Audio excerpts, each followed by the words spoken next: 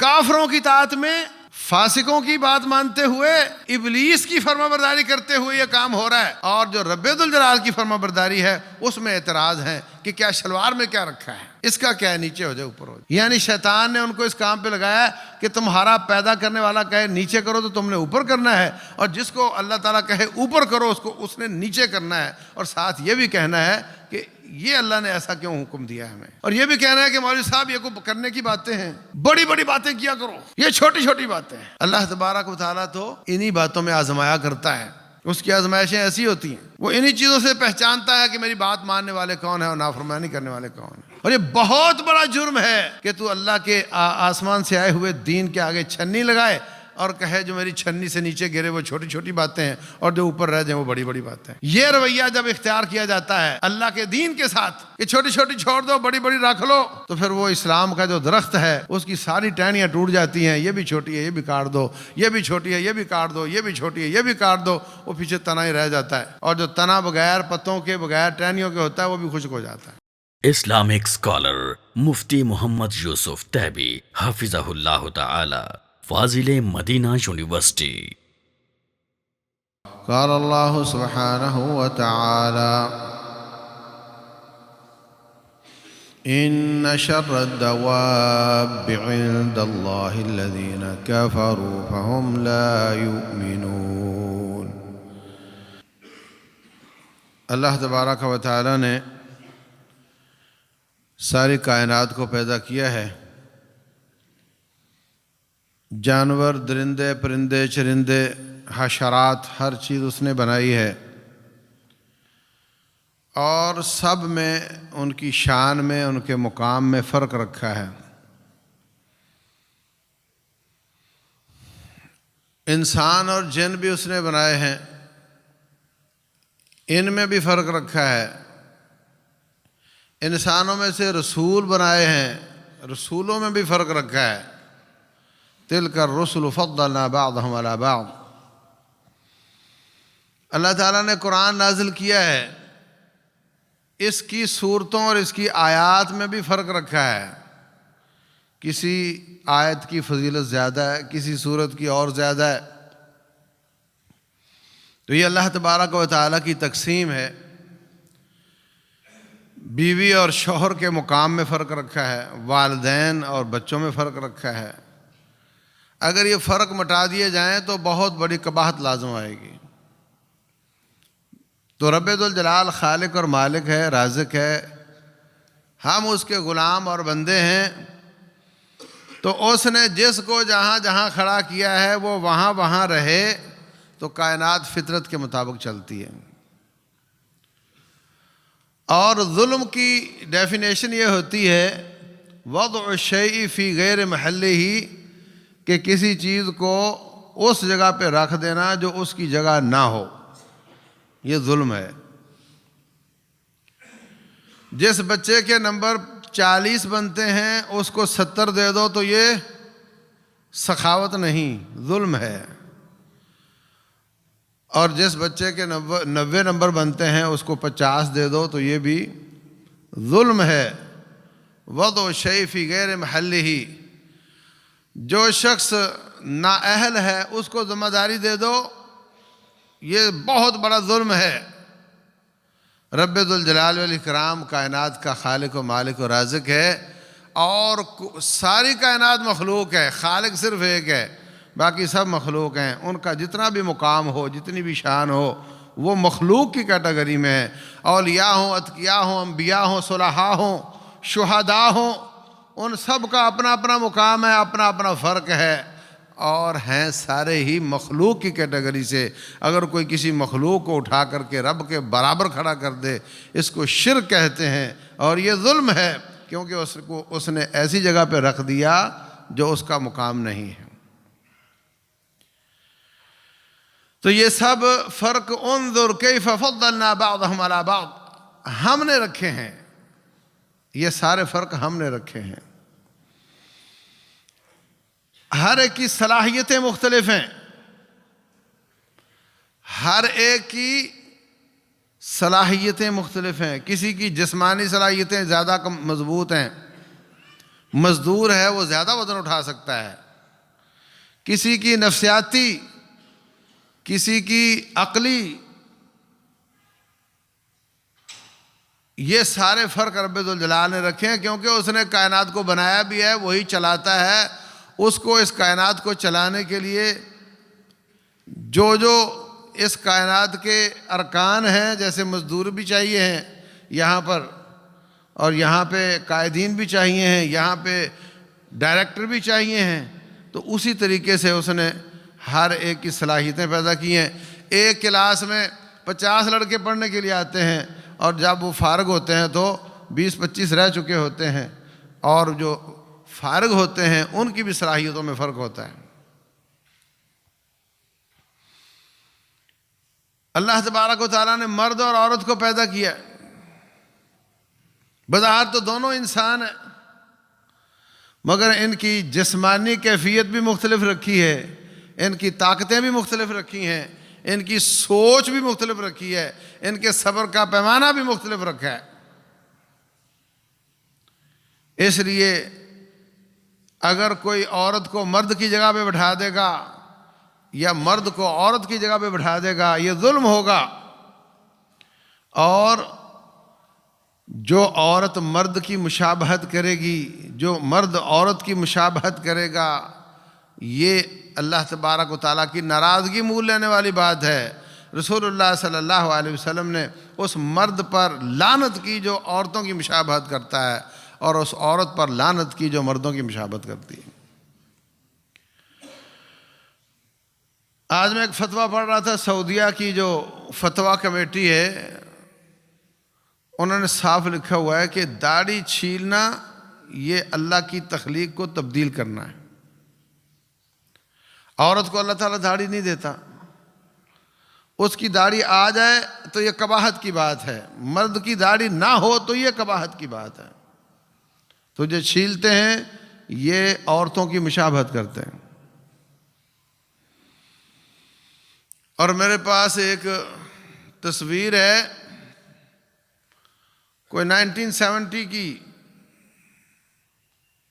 تو اس میں داڑھی چھیلنے پر چالان کیا ہوا ہے سعودیہ گورنمنٹ نے، اور اس کو جرمانہ کیا ہوا ہے، اس کو باقاعدہ رسید کاٹ کے دی ہے کہ تو نے داڑھی چھیلی، یہ تیرا جرمانہ ہے۔ تو باہر صورت میرے بھائیوں، اللہ تبارک و تعالیٰ نے جہاں جہاں جس کو رکھا ہے وہ وہاں وہاں رہے، یہ اللہ چاہتا ہے۔ جس طرح کا لباس رب چاہتا ہے ویسا پہنو، جس طرح کی شکل و صورت رب چاہتا ہے ویسی بناؤ، جن کاموں سے منع کرتا ہے ان سے باز آ جاؤ، جن کاموں کا حکم دیتا ہے اس کو کرو۔ یہ بندگی کا تقاضا ہے، یہ غلامی کا تقاضا ہے، کیونکہ ہم سب اس کے غلام ہیں۔ ہمارا بچہ سکول کا، ماسٹر کا، پرنسپل کا غلام نہیں، لیکن دیکھو کیسے اس کو ٹائٹ کر کے رکھا ہوا ہے۔ یہ لباس ہونا چاہیے، پتلون تیری ٹائٹ ہونی چاہیے، گلے میں تیرے ٹائی ہونی چاہیے، اور اس کا رنگ یہ ہو، اور شرٹ کا یہ ہو، اور پتلون کا یہ ہو، اور اگر سردیوں میں جرسی پہننی ہے تو اس کا یہ رنگ ہو، اور اتنے بجے تجھے اس کمرے میں ہونا چاہیے، اتنے بجے تُونے یہاں آنا ہے، اتنے بجے تُونے پھر وہاں جانا ہے، اتنے بجے سے لیٹ نہیں ہونا۔ یہ سب پابندیاں کرواتا ہے سکول، اور ہم خوشی خوشی سے اپنا بچہ وہاں بھیجتے ہیں، اور کبھی ناگوار نہیں گزرا کہ تم لوگوں نے میرے بچے کو کیا بنایا ہوا ہے، یہ تمہارا غلام ہے، مرضی سے آئے گا، مرضی سے جائے گا، جیسا چاہے لباس پہنے گا۔ کبھی کہا ہے، کبھی پولیس والے نے کہا ہو کہ میں وردی شردی کو نہیں مانتا، کام کروں گا لیکن یہ وردی شردی میں نہیں پہنتا۔ فوج والے نے کہا ہو، فوج پولیس میں مخصوص حجامت کا طریقہ ہوتا ہے،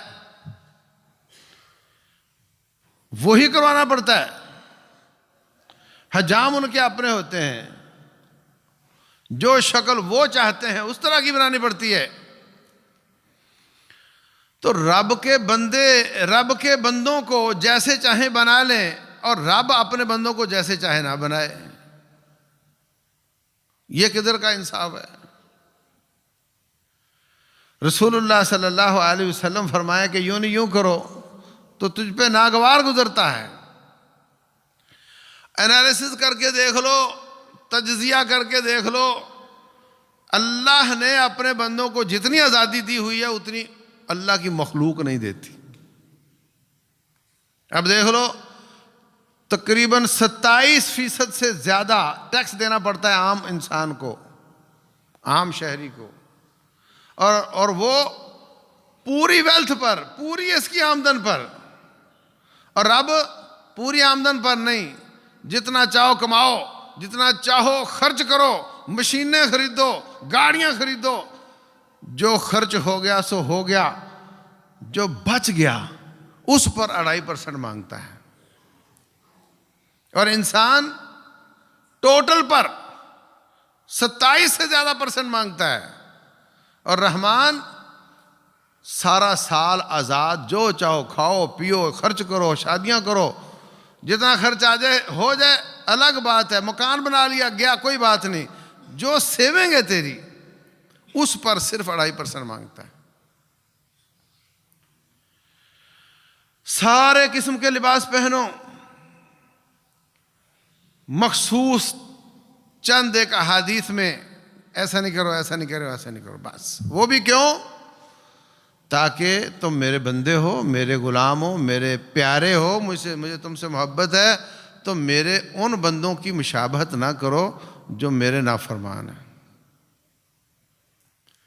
تم بھی ویسے، وہ بھی ویسے، فرق کیا ہوا؟ تم تو طاعت گزار ہو، وہ نافرمان ہے.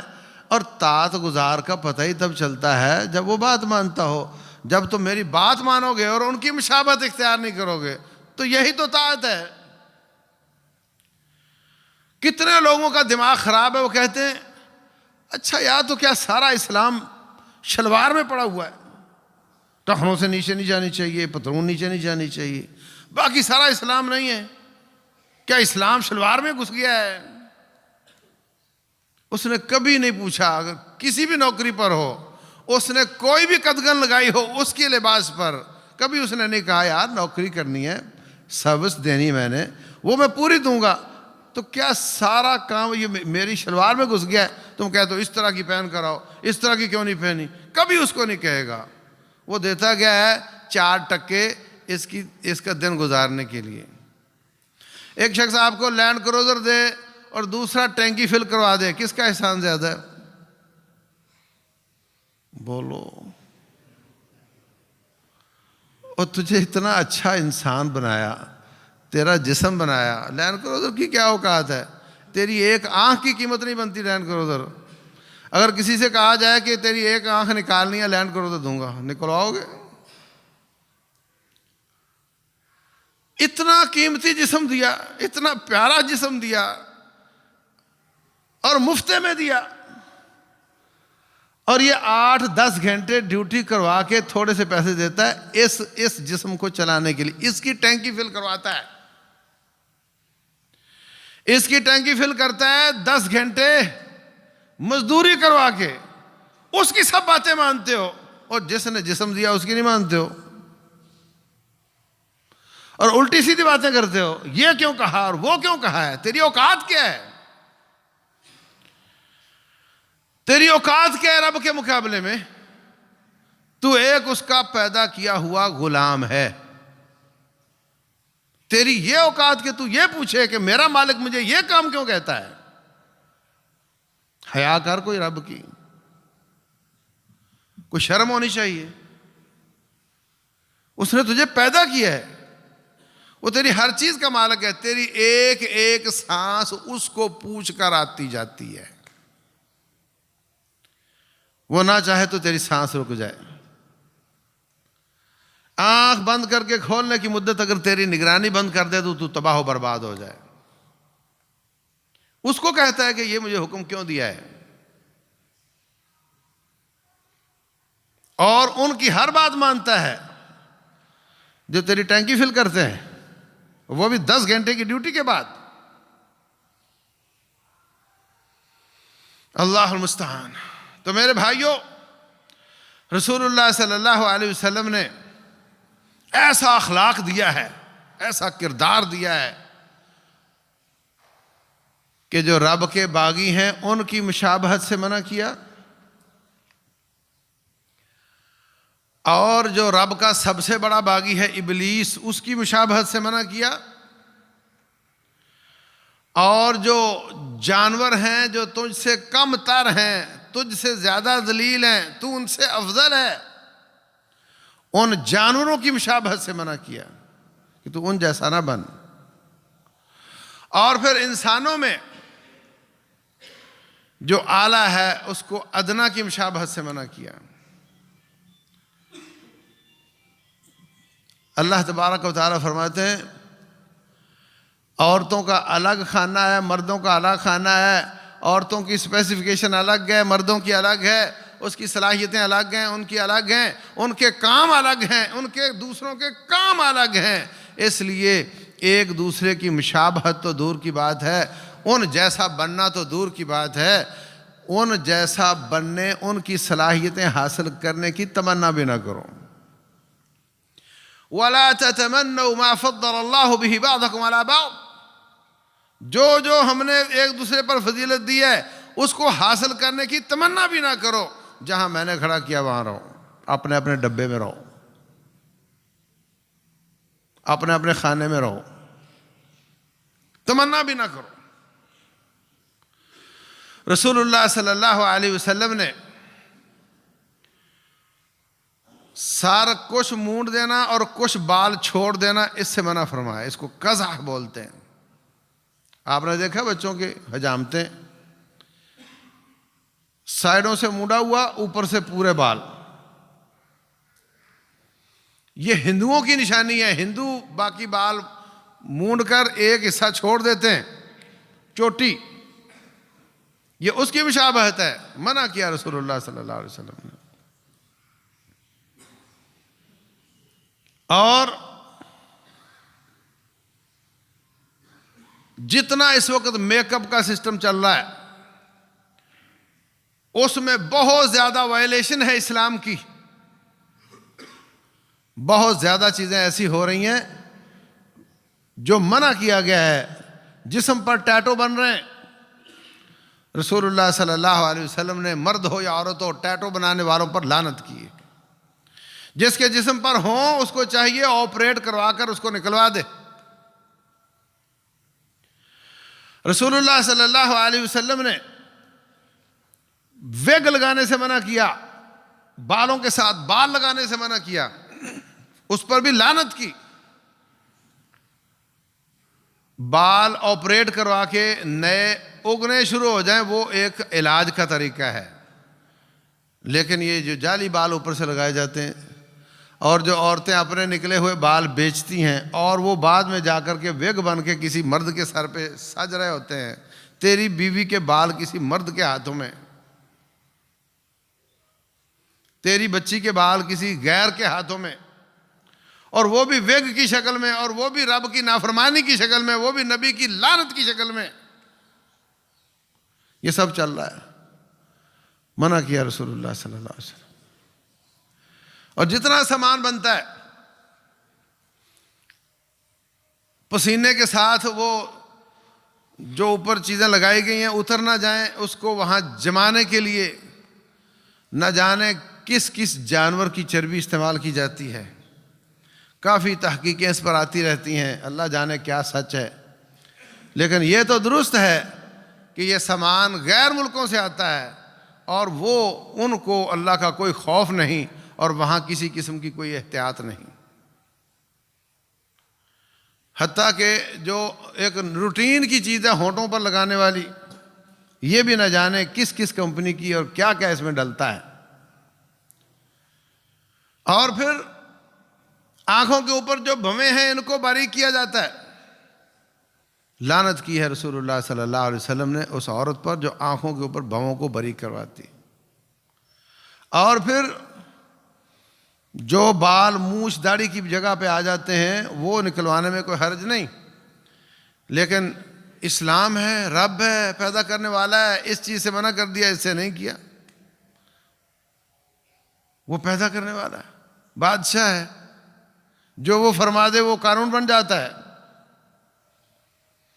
کیوں کہنے کی کوئی مجال نہیں. لا یسأل عما یفعل وہم یسألون. جو وہ کرتا ہے اس سے کوئی پوچھ نہیں سکتا، اور وہ سب کو پوچھ سکتا ہے کہ تم کیا کرتے ہو. یہ اس کا مقام ہے. اور پھر اس چکر میں عورتوں کا جسم دیکھتی ہیں، اس کے جسم کی زیبائش اور آرائش کے لیے عورت کو عورت کا جسم بھی بلا وجہ دیکھنا جائز نہیں ہے. اور پھر اللہ محفوظ رکھے، بہت رپورٹیں ہوتی رہتی ہیں کہ وہ میک اپ کے بہانے وہاں پر کیا کچھ چل رہا ہوتا ہے. لڑکیاں بغیر شادی کے وہ کیوں بننے سنورنے جا رہی ہوتی ہیں، کس کے لیے بن رہی ہوتی ہیں، یہ سب قباحتیں اس میں چل رہی ہوتی ہیں. اور ایک روٹین ورک ہے کہ آہستہ آہستہ میڈیا ہمارے بچوں کو پتلونوں میں ڈالتا جا رہا ہے. سکول کالج بھی اسی کام پہ لگے ہوئے ہیں. اس سے جسم کی نمائش ہوتی ہے، جسم کا اظہار ہوتا ہے. یہ لباس نہیں، یہ ننگ ہے. اور پھر اس کے ساتھ ساتھ وہ پتلون سجتی نہیں جب تک وہ ٹخنوں سے نیچے نہ ہو. اور وہ نماز کے لیے اوپر کر رہے ہوتے ہیں، نماز کے بعد نیچے کر رہے ہوتے ہیں. اور پھر کہتے ہیں جی ابوبکر صدیق رضی اللہ تعالیٰ عنہ فرمانے لگے، اللہ کے رسول علیہ الصلوۃ والسلام میری دھوتی میں اوپر کرتا رہتا ہوں، اور کبھی تھوڑی احتیاط نہ کروں تو نیچے ہو جاتی ہے. یہ جو آپ نے اتنی بڑی سخت وعید فرما دی ہے کہ جتنا حصہ ٹخنوں سے نیچے شلوار وغیرہ کا ہوگا وہ جہنم میں جائے گا، تو میں تو احتیاط کرتا ہوں، میرا پیٹ تھوڑا بڑھ گیا ہے اور وہ کبھی بے احتیاطی ہو جاتی ہے. فرمایا تو اوپر کرتا رہتا ہے، تو ان میں سے نہیں ہے. اور یہ جو ہمارا پتلون والا ہے یہ نیچے کرتا رہتا ہے، یہ نیچے کرتا ہے، خود ہوتی نہیں، خود کرتا ہے اور کہتا ہے میں بھی ابوبکر ہوں، میں بھی صدیق ہوں. چلو. عمر بن خطاب رضی اللہ تعالیٰ عنہ خنجر لگے ہوئے ہیں، آنتیں کٹی ہوئی ہیں، دودھ پیا تو آنتوں سے باہر نکل آیا. ٹائمر لگا ہوا ہے، ڈاؤن کاؤنٹنگ شروع ہے، بس پل ہیں یا گھڑی ہیں، جا رہے ہیں اللہ کے پاس. لوگ آ رہے ہیں، ان کی تعریفیں کرتے ہیں. وہ آگے سے کہتے ہیں بھائی اگر میری نیکیاں اور گناہ برابر ہو جائیں اور مجھے اللہ معاف کر دے تو میں بڑی غنیمت سمجھوں گا. ایک نوجوان آپ کی تعریفیں کر کے جانے لگا، پیٹ کٹا ہوا ہے، آواز زور سے نہیں نکل سک رہی. کہتے ہیں ردوا علی ھذا الغلام، اس جوان کو واپس بلاؤ. بلایا، کہا بیٹے تیری شلوار ٹخنوں سے نیچے، اس کو اوپر کر لو. آپ آدھی دنیا کے خلیفہ ہیں، چاروں طرف لشکر کشی ہو رہی ہے. یہ تو وقت ہے کہ میرے فوراً بعد کوئی خلیفہ بن جائے، میں اس کو سمجھا دوں کہاں کیا کرنا ہے. ادھر والے محاذ پہ بندے بڑھا دینا، ادھر سے پس قدمی کر لینا، ان سے سلو کر لینا، ان سے میں نے اتنا لینا ہے، ان کو میں نے اتنا دینا ہے.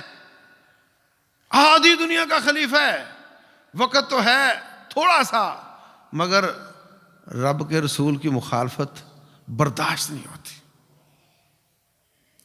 کئی لوگ کہتے ہیں جی تم چھوٹے چھوٹے باتوں میں الجھے رہتے ہو، ادھر امت کٹ رہی ہے اور دشمن ان کو تباہ و برباد کر رہا ہے، اور تم ابھی تک شلوار سے باہر نہیں نکلے.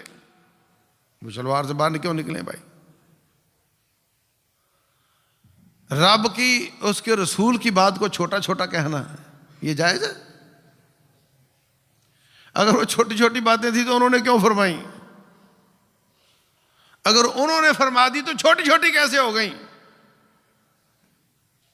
یہ وہ باتیں ہیں جن کی وائلیشن آہستہ آہستہ اللہ تعالیٰ کی مدد میں رکاوٹ بن جاتی ہے۔ پھر لوگ کہتے ہیں جی مسلمان امت کٹ رہی ہے اور اللہ مدد کیوں نہیں کر رہا؟ وہ دیکھتے نہیں کہ ہم کب سے بغاوت پہ اترے ہوئے ہیں، ان کو یہ بات یاد ہی نہیں رہتی کہ ہم رب کی بغاوت کر رہے ہیں۔ کہتے ہم کیا کر رہے ہیں؟ کچھ بھی نہیں کر رہے ہیں، دنیا غلط چل رہی ہے، دنیا غلط کر رہی ہے، میں تو ٹھیک ہوں۔ تو رسول اللہ صلی اللہ علیہ وسلم نے منع فرمایا عورتوں کو مردوں کی مشابہت سے، مردوں کو عورتوں کی مشابہت سے۔ یہ جتنے ہجڑے نظر آتے ہیں روڈ پر مانگتے ہوئے، ان کی اکثریت وہ مرد ہوتے ہیں اور عورتوں کی مشابہت کر کے مانگ رہے ہوتے ہیں۔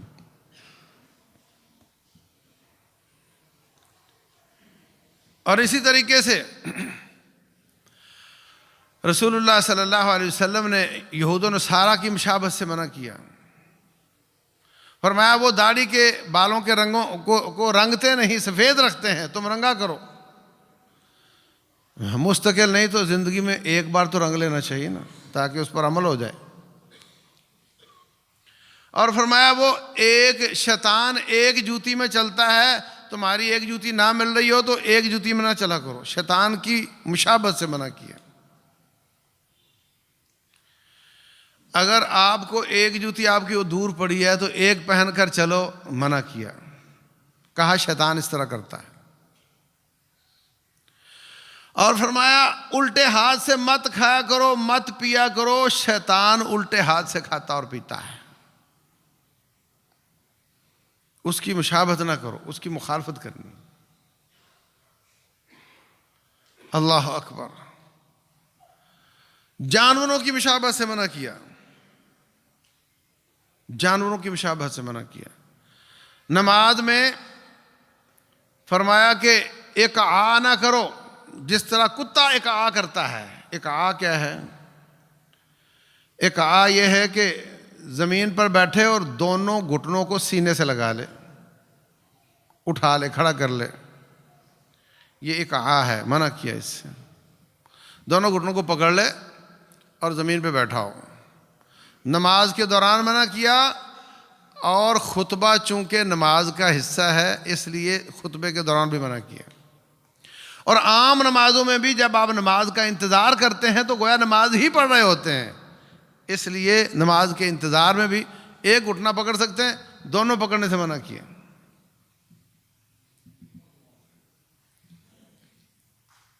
اور اس کو کتے سے مشابہت کی ہے، وہ اس طرح بیٹھتا ہے۔ اور رسول اللہ صلی اللہ علیہ وسلم نے فرمایا لا یفترش ذراعہ کافتراش الکلب، جس طرح کتا بیٹھتا ہے تو کونیاں زمین پر لگاتا ہے، ایسے جب تم سجدے میں جاؤ تو کونیاں زمین پر نہ لگایا کرو۔ اس کی مشابہت سے منع کیا۔ اور رسول اللہ صلی اللہ علیہ وسلم نے نہا عن التفات کا التفات الثعلب، جس طرح لومڑی کبھی اوپر دیکھتی ہے کبھی دائیں بائیں دیکھتی ہے، لومڑ جب بھی جا رہا ہوتا ہے نا کبھی سیدھا سیدھا نہیں جاتا، کبھی ادھر دیکھے گا کبھی ادھر دیکھے گا، کہیں کوئی مجھے پکڑنے تو نہیں آ رہا۔ تو نماز میں دائیں بائیں دیکھنا یا اوپر دیکھنا اس سے منع کیا رسول اللہ صلی اللہ علیہ وسلم۔ فرمایا یہ لومڑیوں کی مشابہت ہے۔ فرمایا وہ لوگ باز آ جائیں جو نماز میں اوپر دیکھتے ہیں، یا اللہ تعالیٰ ان کی نظریں ختم کر دے گا۔ اور رسول اللہ صلی اللہ علیہ وسلم نے فرمایا جو نماز میں ادھر ادھر دیکھتا ہے یا نظریں ادھر ادھر کرتا ہے، اس کی اتنی نماز ضائع ہو جاتی ہے۔ جتنے منٹ جتنے سیکنڈ اس نے ادھر ادھر دیکھا اتنی اس کی نماز ضائع ہو جاتی۔ اس لیے نماز ساری میں نظریں سجدے والی جگہ پر ہونی چاہیے، اور تشہد کی حالت میں آپ کی نظریں اس انگلی کی طرف ہونی چاہیے جو ہل کر دعا کر رہی ہوتی ہے، انگلی دعا کر رہی ہوتی ہے۔ رسول اللہ صلی اللہ علیہ وسلم کان یحرکھا ویدعو بہا، آپ انگلی کو ہلاتے تھے اور اس کے ساتھ دعا کرتے تھے۔ اب میں دونوں بازو بند کر کے بھی خطبہ دے سکتا ہوں نا، اور میں جب انگلی ہلاتا ہوں تو اس سے توجہ بڑھ جاتی ہے، سامعین کی توجہ بڑھ جاتی ہے۔ ایسے ہی تشہد میں دعا کے ساتھ جب انگلی ہلتی ہے تو انسان کی توجہ دعا کی طرف زیادہ ہو جاتی ہے۔ اور تشہد میں نبی صلی اللہ علیہ وسلم کی نظر مبارک اپنی انگلی سے آگے نہیں جاتی تھی، دیکھ بھی انگلی کو رہے ہیں، ہلا بھی انگلی کو رہے ہیں، اور اس کے ساتھ دعا کر رہے ہیں، ربنا آتنا فی الدنیا حسنہ وفی الآخرۃ حسنہ وقنا عذاب النار۔ جیسے خطیب بات کرتے ہوئے انگلی کو سہارا لیتا ہے، ایسے تشہد کی دعائیں، تشہد پڑھتے وقت انگلی کو ساتھ ساتھ ہلانا اور اس کے معنی پر غور کرنا، یہ طریقہ ہے۔ اور رسول اللہ صلی اللہ علیہ وسلم اس طریقے سے نماز پڑھتے ہیں۔ ساری نماز میں تو آپ کی نظریں سجدے والی جگہ پر اور تشہد میں انگلی والی جگہ پر، اور ادھر ادھر نہیں دیکھنا، اوپر نیچے نہیں دیکھنا۔ یہ کہا لومڑی کا انداز ہے، اس سے مشابہت نہیں کرنی۔ اسی طریقے سے رسول اللہ صلی اللہ علیہ وسلم نے فرمایا لا یبرک احدکم کما یبرک البعیر، جس طرح اونٹ بیٹھتا ہے اس طرح نہ بیٹھا کرو۔ وَلْيَضَعْ يَدَيْهِ قَبْلَ رُكْبَتَيْهِ، رکوع کے بعد اگر آپ ٹانگوں کو فولڈ نہ کریں اور اوپر سے نیچے گر جائیں اور ہاتھ آپ کی زمین پہ لگ جائیں، جس کا پیٹ بڑا ہوا ہوتا ہے وہ بیچارہ اس طرح کرتا ہے۔ ٹانگوں کو فولڈ نہیں کرنا، سیدھا کھڑا کھڑا آگے سے جھک کر، اوپر سے جھک کر ہاتھ زمین پر لگانا ہے، بعد میں ٹانگوں کو فولڈ کرنا ہے۔ یہ طریقہ ہے اونٹ کے بیٹھنے کا۔ کسی ویڈیو کو نکال کر دیکھ لو، اور یا کبھی کسی اونٹ پہ سواری کر کے دیکھ لو، جب وہ بیٹھتا ہے تو ایک دفعہ آگے کی طرف جھکتا ہے اور بعد میں ٹانگوں کو فولڈ کرتا ہے۔ تو اونٹ کی طرح بیٹھنے سے منع کیا رسول اللہ صلی اللہ علیہ وسلم۔ طریقہ صحیح کیا ہے؟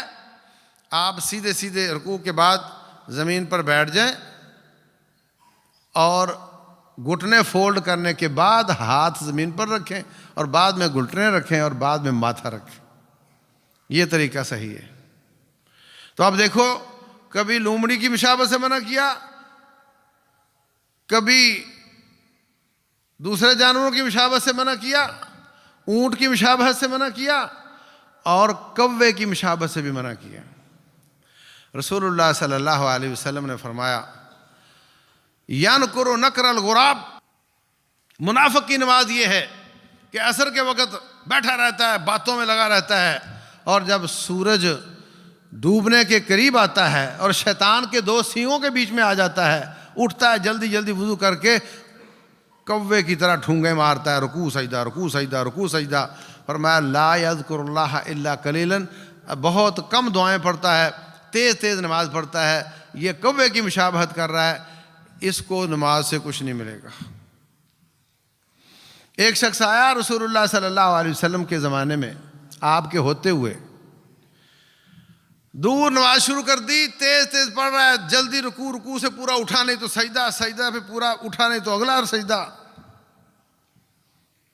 آ کر کہتا ہے جی السلام علیکم، فرمایا وعلیکم السلام، ارجع فصلی فإنک لم تصلی، جا جا کر کے نماز پڑھ، تو نے نماز نہیں پڑھی، یہ تیری نماز تھی نہیں، یہ نماز نہیں تھی۔ اور پھر کیا، اس نے پھر اسی طرح نماز پڑھی، پھر آیا، تیسری بار آیا، کہتا حضرت مجھے تو ایسی نماز ہی آتی ہے، آپ مجھے غلطی بتا دیں۔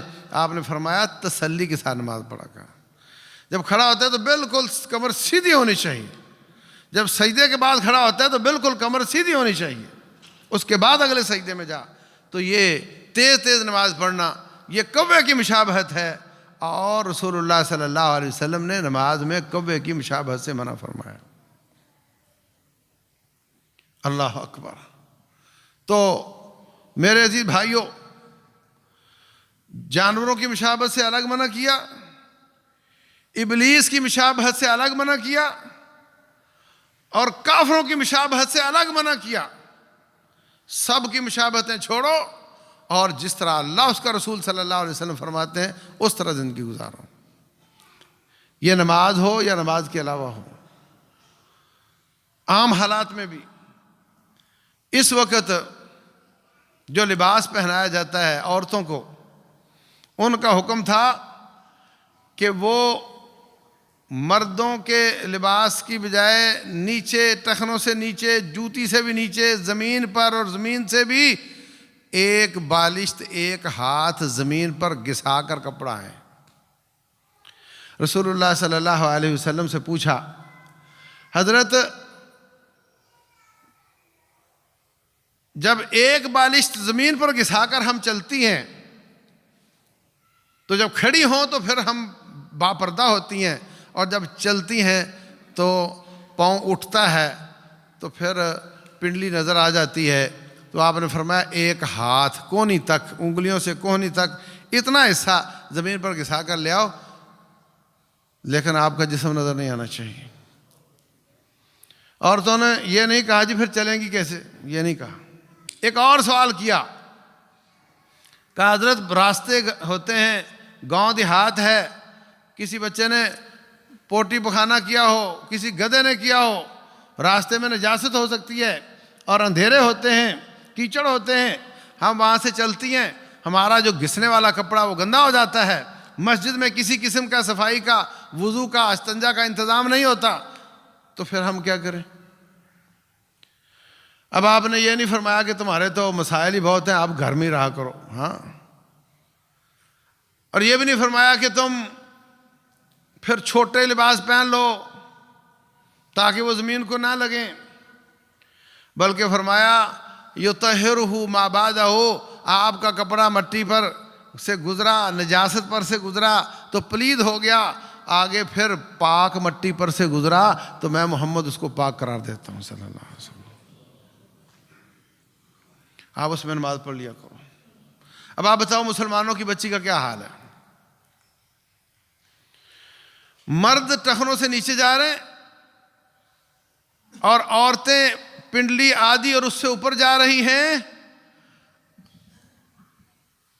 کافروں کی اطاعت میں، فاسقوں کی بات مانتے ہوئے، ابلیس کی فرما برداری کرتے ہوئے یہ کام ہو رہا ہے، اور جو رب ذوالجلال کی فرما برداری ہے اس میں اعتراض ہے کہ کیا شلوار میں کیا رکھا ہے، اس کا کیا ہے، نیچے ہو جائے اوپر ہو جائے۔ یعنی شیطان نے ان کو اس کام پہ لگایا کہ تمہارا پیدا کرنے والا کہے نیچے کرو تو تم نے اوپر کرنا ہے، اور جس کو اللہ تعالیٰ کہے اوپر کرو اس نے نیچے کرنا ہے، اور ساتھ یہ بھی کہنا ہے کہ یہ اللہ نے ایسا کیوں حکم دیا ہے ہمیں، اور یہ بھی کہنا ہے کہ مولوی صاحب یہ کو کرنے کی باتیں ہیں، بڑی بڑی باتیں کیا کرو، یہ چھوٹی چھوٹی باتیں ہیں۔ اللہ تبارک و تعالیٰ تو انہی باتوں میں آزمایا کرتا ہے، اس کی آزمائشیں ایسی ہوتی ہیں، وہ انہی چیزوں سے پہچانتا ہے کہ میری بات ماننے والے کون ہیں اور نافرمانی کرنے والے کون ہیں۔ اور یہ بہت بڑا جرم ہے کہ تو اللہ کے آسمان سے آئے ہوئے دین کے آگے چھنی لگائے اور کہے جو میری چھنی سے نیچے گرے وہ چھوٹی چھوٹی باتیں ہیں، اور جو اوپر رہ جائیں وہ بڑی بڑی باتیں ہیں۔ یہ رویہ جب اختیار کیا جاتا ہے اللہ کے دین کے ساتھ کہ چھوٹی چھوٹی چھوڑ دو، بڑی بڑی رکھ لو، تو پھر وہ اسلام کا جو درخت ہے اس کی ساری ٹہنیاں ٹوٹ جاتی ہیں، یہ بھی چھوٹی ہے یہ بھی کاٹ دو، یہ بھی چھوٹی ہے یہ بھی کاٹ دو، یہ بھی چھوٹی ہے یہ بھی کاٹ دو، وہ پیچھے تنا ہی رہ جاتا ہے، اور جو تنا بغیر پتوں کے، بغیر ٹہنیوں کے ہوتا ہے وہ بھی خشک ہو جاتا ہے۔ اسلام سارے کا سارا قابل احترام ہے، سارے کا سارا قابل عزت ہے، اور عزت دیتا ہے۔ ہمارا حق صرف اتنا ہے کہ ہم یہ چیک کریں کہ یہ بات اسلام کی ہے یا نہیں، ایتھینٹک ہے یا نہیں، سند اس کی درست ہے یا نہیں۔ یہ ہمارا حق نہیں ہے کہ ہم وہاں چھنی لگا کے بیٹھ جائیں کہ نہیں دیکھو چھوٹی کون سی اور بڑی کون سی۔ یہ ایسی مصیبت ہے کہ اس کا کوئی آگے کنارہ نہیں ہے، کہاں جا کر رکو گے؟ تو میرے عزیز بھائیوں، آپ کے اپنے پیسوں سے آپ کی بچیاں لباس خرید کر لاتی ہیں، آپ کے بچے لباس خرید کر لاتے ہیں، خیال کیا کرو یہ بے حیائی، یہ عریانی، یہ فحاشی، یہ غیرت کا جنازہ، یہ دشمن کا وار ویپن ہے۔ وہ سمجھتے ہیں کہ ان کو اگر آپ نے بے غیرت کر دیا، بے حیا کر دیا، تو پھر ہمارے مقابلے میں کوئی نہیں آئے گا۔ ان کے مقابلے میں مرد جاتے ہیں، ہجڑے نہیں جاتے. جو عورتوں کی مشابہت کرے گا، جو عورتوں جیسا ہوگا، جو ٹخنوں سے نیچے رکھتا ہے، وہ عورتوں کی مشابہت کرتا ہے، کیونکہ وہ حکم رب نے عورتوں کے لیے دیا ہے. وہ کیسے جائے گا مقابلہ کرنے کے لیے؟ جو لوگ روٹین میں رب ذوالجلال کے دربار میں کھڑے ہوتے ہیں اور دنیا سو رہی ہوتی ہے، وہی رب ذوالجلال کے دشمنوں کے مقابلے میں کھڑے ہوتے ہیں جب دنیا سو رہی ہوتی ہے. ایسا نہیں کہ ہم ہر طرف سے اللہ کی بغاوتیں کرتے رہیں اور پھر کہیں اچانک جہاد کا آرڈر آ گیا ہم سینہ تان کر سامنے کھڑے ہو جائیں گے. ایسا نہیں ہوتا. افغانستان میں دیکھا آپ نے، جہازوں کے پروں کے ساتھ لٹک کر ملک سے باہر جانا چاہ رہے تھے، اور جب دشمن نے حملہ کیا تھا رشیا نے، وہ سارے بھاگ کر اسلام آباد میں آ گئے تھے. وہ لڑنے والے نہیں ہوتے، وہ خس و خاشاک ہوتے ہیں، تنکے ہوتے ہیں، بہہ جانے والے لوگ ہوتے ہیں. جو دشمن کے بے حیائی کے سیلاب میں بہہ جاتے ہیں وہی دشمن کے لشکروں کے سامنے بہہ جاتے ہیں، اور جو ان کے ہراول دستے بے حیائی کے سیلاب کے سامنے کھڑے ہو جاتے ہیں وہی ان کی فوجوں کے سامنے کھڑے ہو جاتے ہیں. تو دور بیٹھے ان کی الغار کا مقابلہ نہیں کر سکا اور ان جیسا ہو گیا ہے، تو جب وہ خود آئیں گے تو مقابلہ کیسے کرے گا؟ اس لیے ان چیزوں کو چھوٹا نہ سمجھو. رب کی بات، جب رب بڑا ہے تو اس کی بات چھوٹی کیسے ہو گئی؟ جب ہمارا رسول بڑا ہے صلی اللہ علیہ وسلم، ان کی شان بہت بڑی ہے، ان کی بات چھوٹی کیسے ہو گئی؟ جب ان کی بات ہے تو چھوٹی کیسے ہو گئی؟ اللہ تبارک و تعالیٰ نے اپنے حبیب کو بتائی تو وہ بڑی تھی، انہوں نے اپنے صحابہ کو بتائی تو وہ بڑی تھی، تیرے پاس آ کر چھوٹی ہو گئی. اللہ تبارک و تعالیٰ ہم سب کو سمجھنے کی توفیق دے، ہم سب کو عمل کرنے کی توفیق دے، اپنی اور اپنے اہل و عیال کی اصلاح کی توفیق دے. اپنے بھانجے بھتیجے، اپنے محلے کے لوگ اس آواز کو آگے پہنچاؤ اور کوشش کرو اپنے ساتھ اور ساتھیوں کو لے کر آیا کرو تاکہ وہ آپ کا صدقہ جاریہ بنے. اللہ تعالیٰ عمل کی توفیق دے. واللہ اعلم، وصلی اللہ وسلم وبارک علی نبینا محمد.